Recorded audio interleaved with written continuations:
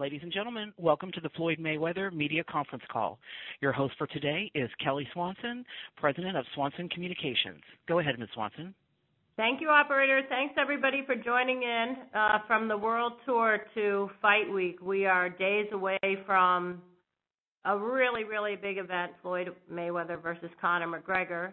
And I'm going to go ahead and introduce the participants today on the call. Of course, the one and only Floyd Mayweather, joined by Leonard Ellerbe, CEO, Mayweather Promotions, and Steven Espinoza, Executive VP and General Manager of Showtime Sports. And at this time, I'll turn it over to Leonard Ellerbe to begin the call. Leonard? Thank you, Kelly. I would like to thank everyone for joining this call today. We have a great event come next Saturday, and we're excited. Just want to remind everyone on the call, this is the widest distributed pay-per-view ever. The fans can get this event however, whenever. We have the most content that's out there, and it's available to them wherever and however they want to get it. In addition to our normal traditional methods that we distribute our bouts on via satellite, cable, and telco providers, we have a variety of digital options. You can order now. You can go to Showtime Pay-Per-View, ShowtimePayPerView.com, or get the Showtime Pay-Per-View app. And it's also available to Sony PlayStation, Xbox, Apple TV, and Roku. So without further ado, I would like to bring on our partner, Steven Espinoza. Thanks, Leonard. And we have indeed worked very hard to make this fight available as widely as possible, the maximum distribution and the maximum availability, including UFC platforms, UFC.tv, the movie theaters, closed circuit. There's really no excuse for not watching this fight. This is an event that transcends sports. It's captured the world's attention. We're seeing unprecedented interest in a number of different ways, surpassing, really what we never expected to surpass in the Mayweather-Pacquiao event. This is the final fight of a once-in-generation talent. It's truly a once-in-a-lifetime event. The two best combat sport fighters in the world facing off like we've never seen them before. In Conor, we've got someone who's as unpredictable as any opponent that Floyd has ever faced, both in and out of the ring, and it's a challenge to Floyd on a whole new level. We're supporting this matchup with three high-quality matchups from Mayweather Promotions, two world title fights, headlined, of course, by one of my personal favorites as a fan, Gervonta Davis, the U.S.'s youngest world champion, defending his title. We also have the light heavyweight world championship and a all-action opening fight as well. Last point, we are encouraging fans to buy early. There will be unprecedented activity on fight day. Very possible that we're exceeding Mayweather-Pacquiao. We certainly are seeing activity which is far in excess of that. I know all of you guys have heard that before, but to give you some specifics, when we post things, we're seeing things in the millions of views. When we do a Snapchat story and within 48 hours it's at 4.5 to 5 million views, we know we have an unprecedented event. And in order to avoid the rush, we are reminding people to buy early as much as possible. Leonard, back to you. Thank you, Stephen. So, without further ado, ladies and gentlemen, none other than the money man himself, Floyd Mayweather. Hey, everybody. I want to say thanks for having me on this call. I want to thank you guys for, writing about me for the last 21 years and keeping me relevant. And without the writers and the people that's supporting this event, just period, throughout my whole career, I wouldn't be where I'm at. So I just want to say, to every writer that's on this phone, to every blogger that's on this phone, I just want to say thank you. I appreciate you. Mayweather Promotions appreciate you. Showtime appreciates you. CBS appreciates you. MGM Grand appreciates you. Swanson Communications appreciates you. My team, my family, and my staff, everybody appreciates the stories and all the bloggers, the sports writers, and everyone. We just want to say thank you. And now we can get on with the questions. Okay, operator, let's go ahead and open it up for the questions, please. Ladies and gentlemen, if you'd like to ask a question, please press star 1 on your phone. Again, to ask a question, please press star 1. Please hold as we wait for questions.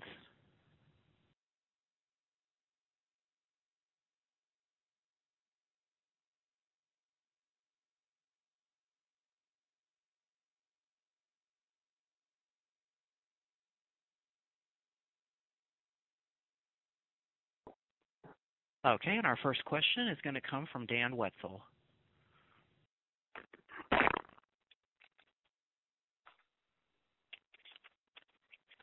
Hello? Go ahead, Mr. Wetzel. Hello? Hey, I'm here. What's going on? How are you? Hey, look, I wanted to ask you about this being your last fight, and obviously boxing's a dangerous sport, and doesn't lend itself to nostalgia the way maybe like a Kobe Bryant's last game or something like that is. But as you prepare for this, do you spend any time thinking about this is the last camp, this is going to be the last weigh-in, or do you think back at all to the start of your career? Actually, I thought that Andre Berto, I thought that was going to be the last weigh-in. I thought that was going to be the last training camp. I mean, just honestly speaking, I thought that was going to be my last everything. But, you know, you just don't never know what can happen. Now, we're here with this big event, you know. So it's just that this is my last one, ladies and gentlemen. I gave my word to Al Haymon. I gave my word to my children. And one thing I don't want to do is, break that. I gave Haymon my word. I gave my children my word. I'm going to stick to my word. This will be my last fight. Our next question comes from Lance Pugmire of Los Angeles Times. Hey, Floyd. Good to talk to you. As you look back, as you retrace your steps, kind of building on what Dan was asking you about, you know, you were struggling to gain attention around the area of 2005 before you aligned with Al Haymon. What was really the seminal moment for you that really turned the tide and got everyone's attention for you? Was it more like aligning with Al Haymon and following the plan that both of you guys laid out? Was it 24/7, or what exactly do you think turned the tide? I just want to touch on something. Floyd Mayweather has never been struggling. They're just for starters. So we can clean it up right now. Floyd Mayweather has never been struggling. You know, the thing is this.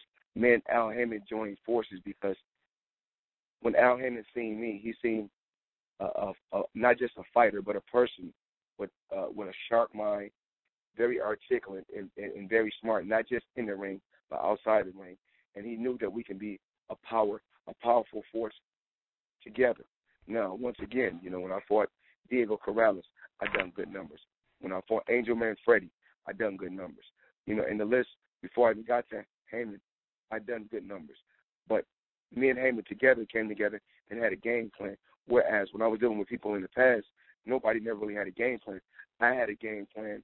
Leonard had a game plan. Me and Leonard both had a game plan, but it was a missing piece. So, but when we all came together as one, that's when I came up with the game plan, and they started putting everything into play. Yeah, and also after this fight, how do you think you're going to spend your life? I know you got Mayweather Promotions, but what else are you going to be involved in, and what are you going to be doing as the days pass? My real estate portfolio is truly amazing. You know, I have the real estate. I have a real estate that's very, very huge. That's a huge part of my life. You know, my children are going to college, so that's going to take up a lot of my time because, you know, education is extremely important in my home. You know, I want my kids to do something that I wasn't able to do. I want them to be able to go to college, and then and the businesses that I leave for them, I want them to be able to take those businesses and take them to the next level. And, you know, if I took a business and made $100 million, I want them to take it to the next level to make $400 or $500 million. So it's all about giving back. And I built different businesses and got businesses started so my children can take over someday. Yeah, Lance and Steven, just I know you didn't ask it to me, but I'll answer it anyway. You know, I think a critical turning point in Floyd's career was buying himself out of the top-ranked contract. That is going out on a limb, paying $750,000 with no guarantees on what's going to happen on the other side of that. Without the courage to make that move, without the foresight to make that move, nothing of the rest of this is possible. So, it's easy to sit back and say, and forget that it all starts with taking risk. No one has this level of success without taking a risk, and that's one very tangible point where Floyd put his money where his mouth is, took the risk, and was able to reap the rewards. Great. Well, thank you, guys. I appreciate that. Thank you, Stephen. Our next question comes from Dan Raphael of ESPN. Thank you very much. Hello, Floyd. Hey, Dan. What's going on? Oh, not too much. I wanted to. You got a little nostalgic with some of these questions. I heard you bring up Angel Manfredi and Diego Corrales fights. I want to ask you a couple questions about your career. I know you're undefeated, and you obviously have dominated everywhere you've been as a professional boxer. But in your mind, in what weight class, because you've won championships from 130 up to 154 pounds, but what weight class do you believe that you were at your absolute best in, and why? Well, I think that it all depends on certain fights. You look at the Diego Corrales fight, that's what a lot of people talk about, and that was at 130. And at 135, the fight against Philip Ndu, people like to talk about, that was one of their favorite fights. At 140, they like to talk about the fight against Arturo Gatti, because I really wasn't at 140 that long. And then at 147, they like to talk about the fight against Ricky Hatton. And then at 154, they like to talk about the fight against, they said it was a hell of a fight between me and Miguel Cotto, but then they also talk about how I was dominant at 154 against Canelo. So, I guess different days you feel different ways when you go out there and compete. So, I don't even want to judge myself. I just want to say that, different days I feel different ways. So, it all depends on how I feel when I go out there. Because some days I don't feel, up to par, but I still go out there and put on, a hell of a show. And then some days I feel great, and it's not, and the show is really not that good. Now, in your 49 wins, you had a lot of great performances, obviously, but is there one performance that stands out to you? I know there's a lot of top performances, but if you had to pick one and said, that was me on my best night, whether it was some of the fights you just mentioned, or maybe it was when you won the title for the first time against Gennaro, or, any number of fights, which was the one that you said, this was the best Floyd Mayweather that there's ever been? I can't really say. I just, I don't even watch my fights, because it's hard for me to watch my fights, because it could be a fight against any guy, any of my top fights that the fans and people say that they love the most. But when I look at it, I'm like, I could have done this better. I could have done that better, because I'm a critic of myself, and I feel like it's never good enough. When I go out there and I compete, I'm like, I could have done that better. Well, I could have done that better. I could have done that better. So it's best not to even watch it. But my kids love going on.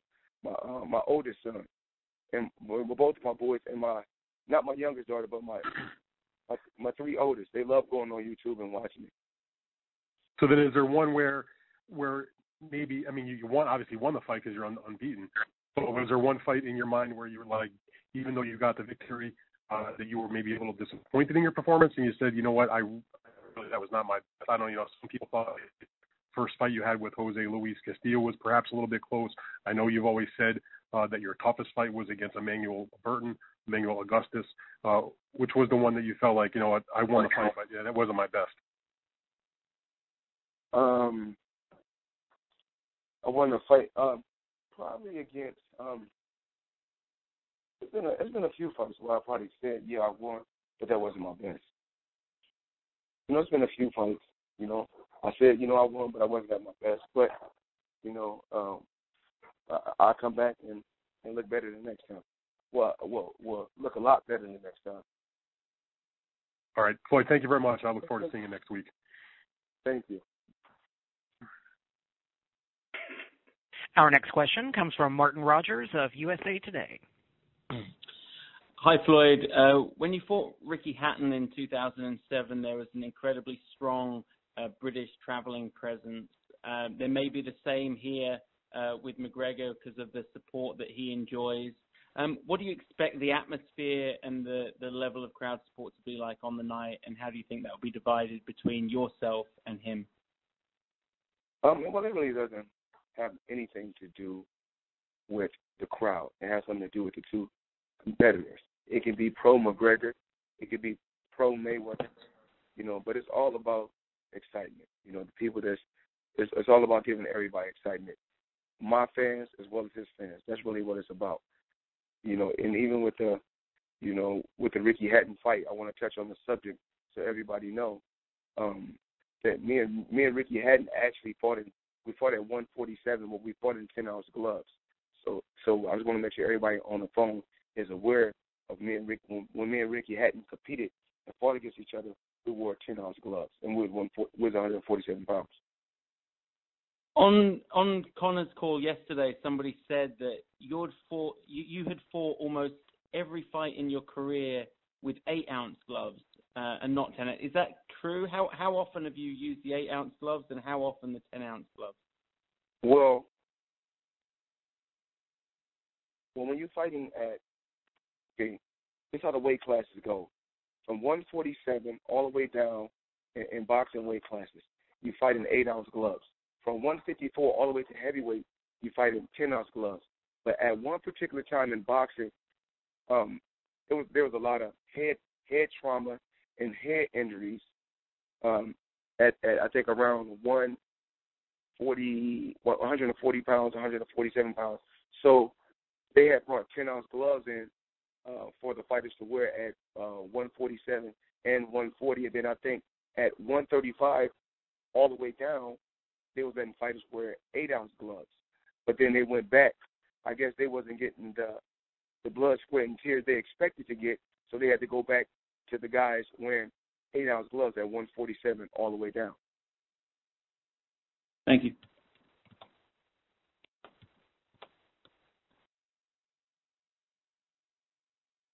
Our next question comes from Brian Graham of The Guardian.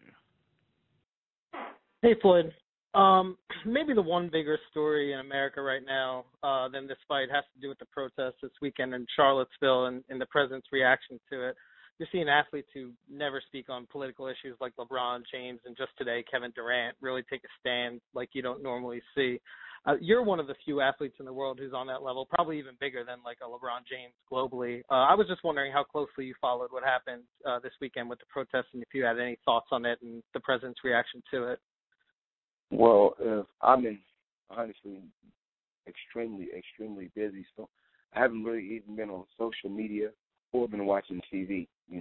I've been extremely, extremely busy training, working out, and actually just spending a lot of time with my daughter. But I've seen some things, and what's going on down in is how you say Charlottesville? Charlottesville, yeah, in Virginia. Yeah, Charlottesville. It's not cool. It's not cool at all. And like I always talk about, the world needs to be more of a positive place. And I didn't really hear what the president said. I've been so focused on this event. This event is so huge. I haven't really had time to focus on anything but this event. All right, thanks, Floyd. Good luck. Thank you.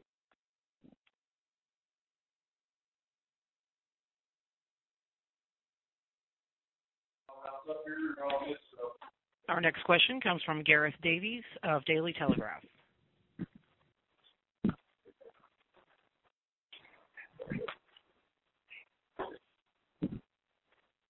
Mr. Davies, you have a question? Operator, go to the next question. He'll get in queue if he wants to come back around. Okay, great. Our next question is from Damon Martin, MMA Weekly.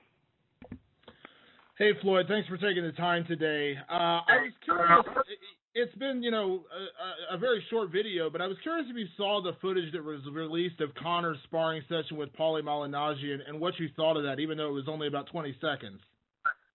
I had a chance to see it, and my thoughts is I think it was it was real interesting, but a lot of rabbit punching, illegal rabbit punching behind the head. A lot of shots was illegal. A lot of grappling, a lot of wrestling, a lot of illegal shots. I mean, that's just my honest opinion. But I think that I'm pretty sure the referee is going to be fair on both sides. I want the referee to be fair and treat both competitors, myself and Conor McGregor, treat us both, be even and treat us fair. And I just want to have a good solid fight.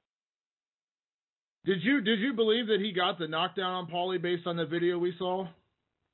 I mean,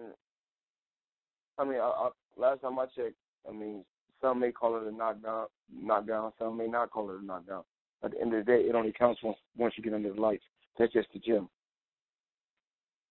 We can't judge. We sitting here judging Paulie, a guy that's been retired and just commentating and traveling the world and not going to the gym at all. Just going in there with a guy who's just working out, an athlete, period, that's just working out, just every day. And honestly, it shouldn't have even went 12 rounds with a young guy that's active. And yesterday, Floyd, they announced the referee and the judges for the fight. Robert Byrd is a referee that's known for not interfering much in fights, using his voice more than actually stepping in and separating the fighters. I want to get your reaction on that assignment of the referee, and do you think that will play a part in the fight at all? Considering Conor, we saw that video. He likes to clinch. He maybe looking to rough you up. I mean, what do you think about the assignment that you got for the referee? I think, like I said, I truly believe the ref is going to do his job. The referee's job is to make sure the fighters that he's keeping the bout clean. And I want to, listen, we're going to have a hell of a fight. Like I said on numerous occasions, building up to this fight, I'm coming straight ahead. So he don't have nothing to worry about. And I look forward to following the Queensberry rules of boxing, and I'm pretty sure he looks forward to following the Queensberry rules of boxing. He had Joe Cortez in his training camp, which is a great thing. Even though he had Joe Cortez in his training camp, I still seen him being extremely dirty. But my job is not to worry about the referee. My job is to go out there and fight and let the referee do his job. Yeah. Let me add on to that. We're very pleased with the selection of all the officials that we have for the entire card for August the 26th, with the referee included. Nevada Athletic Commission is the best commission out there, and they have the best officials in place, and we're very happy.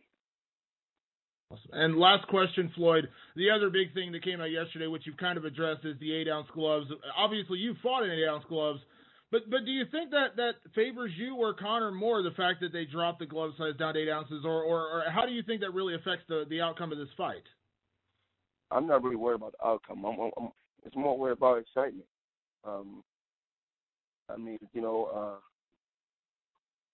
Conor said he's used to fighting in 4-ounce gloves. If you go to my social media page, you'll see where I put out there to the world to see. I said, if you want to fight, I want to make him feel comfortable as possible. I'm not going to have any excuses, and I don't want him to have any excuses. Thanks, Floyd.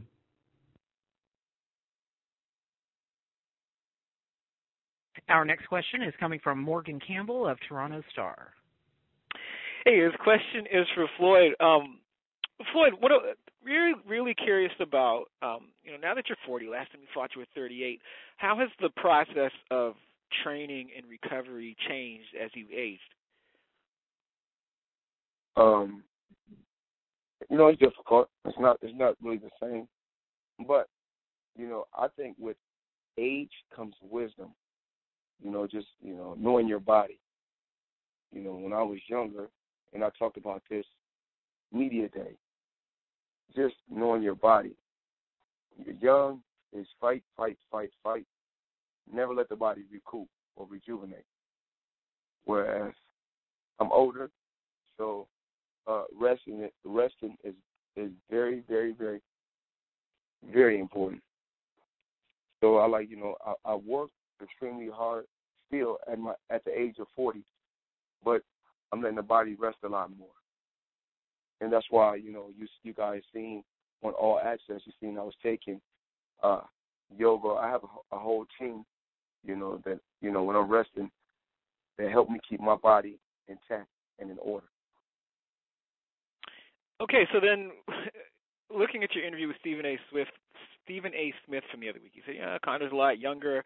I'm slipping. I've lost a step. Like, how much do you really believe that, and how much are you saying that to generate interest in the fight from the standpoint that it seems more even if you can sell the idea that you've slipped?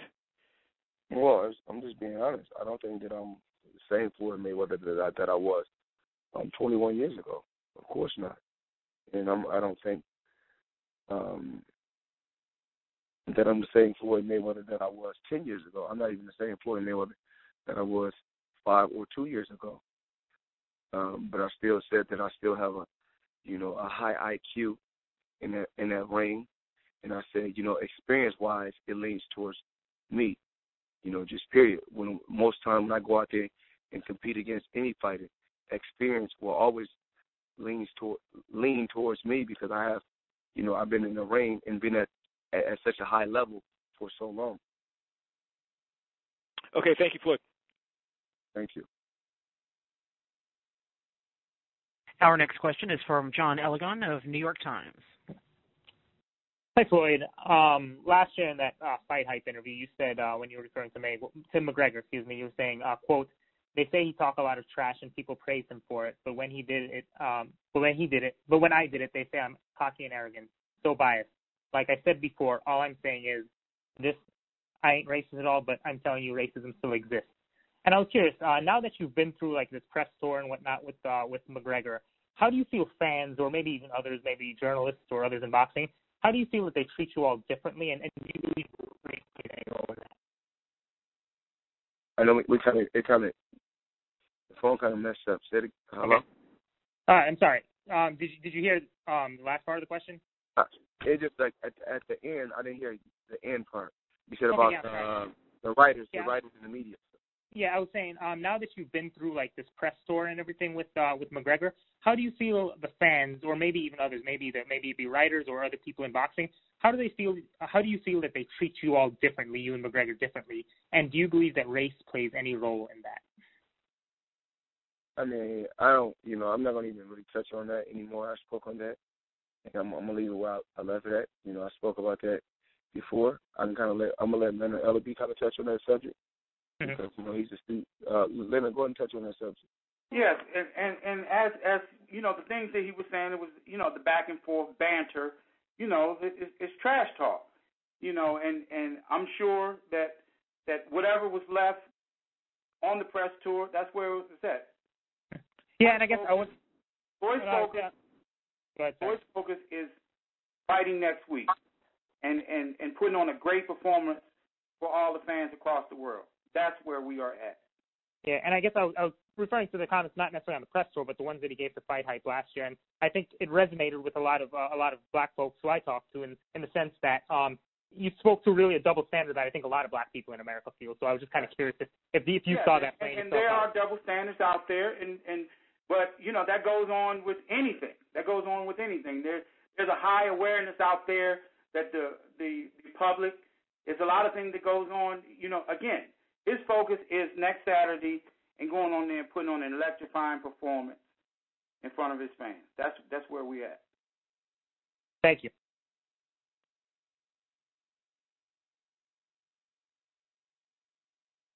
Our next question comes from Luke Reddy of BBC Sports.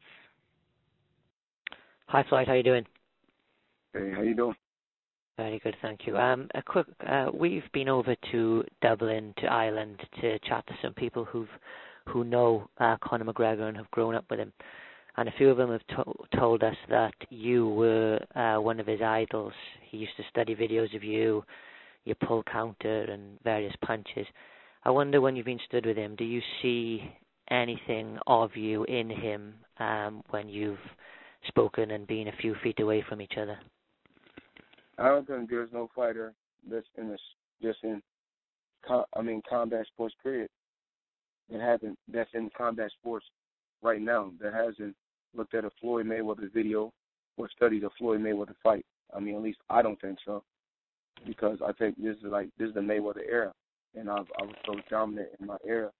So when a person has been so dominant in his era, I think other fighters are going to pay attention, or other mixed MMA fighters are going to pay attention, because they want to be at that same level, and they want to do the same thing. They want to dominate with ease. Do you see anything in the character between you and him when you kind of interacting? Similarities at all? I mean, not really. I mean, of course, I'm huge in boxing, but I'm huge in MMA also. You know, I'm huge in both.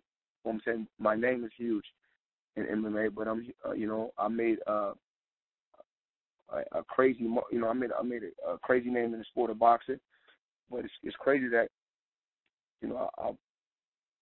I've been working so hard throughout the years that I ended up having a big name in MMA also. So even though I never competed in the MMA, I'm still a big name in the MMA. And Stephen Espinoza pointed to something earlier on. He said how you took a big risk early on in your career. Given the point you're both at now, who is taking the bigger risk here? I truly believe I'm taking a bigger risk. I mean, but it's a big reward for both. But I'm taking a bigger risk. You know, I have the 49-0 record, and when a fighter has lost before, if he loses again, they say, "Oh, it's nothing. He lost before." But when a fighter has been dominating for 20-some years, never lost, everything is on the line. My legacy, my boxing record, everything is on the line. Okay. Have you considered, like, when you say there's so much on the line, I mean, have you stopped at any point and kind of thought, wow, there is a whole lifetime's work here that I am putting out there, or do you kind of not let it enter your mind? I just try to really try to focus on just being positive and just worry about going out there and doing what I do best. I try not to think about losing or taking an L. That's not really my focus. Every day, I tell myself I'm a winner. I was born to be a winner at life, not just in the ring, but I was born to be a winner. So whatever I do, I try to give it 100%, and I try to push myself to the limit. But like Stephen said, it's all about taking risks. And I wouldn't be where I'm at if I didn't take risks. So I don't mind putting the 49-0 record on the line. I don't mind, putting everything on the line, for this fight. I feel like it's worth it. Okay. Thank you very much.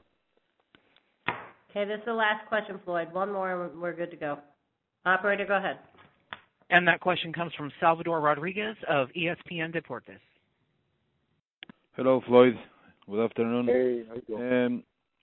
How important is for you make the 50 victory in your career, one more over the Rocky Marciano record? I don't really try to focus on no other fighter, but I'm appreciative for every fighter, and that paved the way for me to be where I'm at. I always talk about I appreciate the legendary fighters, even though this is number 50. This is my 50th fight. That's not really my focus. My focus is to go out there and get the fans an exciting fight. Even though I know this is number 50, and we're constantly talking about Rocky Marciano, I just always like to let the fans and the people know Rocky Marciano is a legend. Rocky Marciano did it his way, and I just like to try to do it the Mayweather way. Thanks so much, and good luck next August 26th. Thank you. Okay. Thanks, everybody, for joining us. Any last closing comments, Floyd, and we will wrap this up. I just want to say thank you to everybody. I want to say thank you, Leonard. I want to thank Showtime. I want to thank CBS. I want to thank Kelly Swanson. I got to thank Al Hammond And I want to thank everybody that called in, all the writers, all the bloggers, everyone from the MMA world, everybody from the boxing world, everybody from the sports world. I just really want to say thank you. And me and my team, and that's all. We all appreciate you guys. Talk to you later. Thank you, everybody. See you soon. Thanks, Leonard. Thanks, Stephen. Bye-bye. Ladies and gentlemen, this concludes our program. You may now disconnect.